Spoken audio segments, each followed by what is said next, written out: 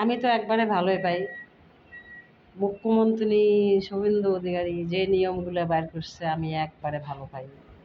এই যে বেসরকারি স্কুলগুলা ছাওয়াগুলা পড়ায়, টাকার গরম দেখায়, মা বাপগুলা টাকার গরম দেখিয়া স্কুলত পাঠায়। টাকা আমার স্কুল আমার ছাওয়াক আমরা টাকা দিয়ে পড়াই, দামি দামি টেস্ট, দামি দামি জুতা, দামি দামি মোজা, আবার গাড়ি মান্থলি করা, টোটো মান্থলি করা, আবার ছাওয়াক আনি যায় মাওগুলারও স্কুলত বান্ধবী বন্ধু হয়ে যায়, স্কুলত সেলফি করে।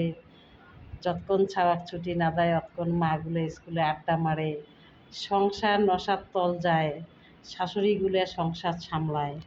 আর বাচ্চার মাগুলো স্কুলত যায়, বাচ্চা স্কুলত দিয়ে বাচ্চা পাহারা দেয়। আমার পক্ষে একেবারে ভালো হয়েছে, একেবারে ভালো হয়েছে।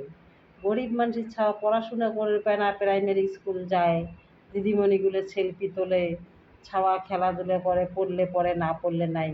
আর বড় লোকগুলো ছাওয়া টাকা দিয়ে স্কুলে পড়ে, একদম ঠিক হয়েছে, একদম ঠিক। বেসরকারি স্কুলগুলো বন্ধ হওয়াই ভালো। মা ও বাপগুলো তেলও মজুক, মাওগুলোর বেড়ানিও কমুক, টাকার বাহারও কমুক।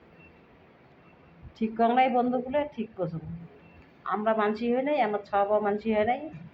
বড় লোকের স্কুল, বড় লোকের স্কুল, টাকা গরম, টাকা চোর করা টাকার গরম, চোর করা টাকার গরম।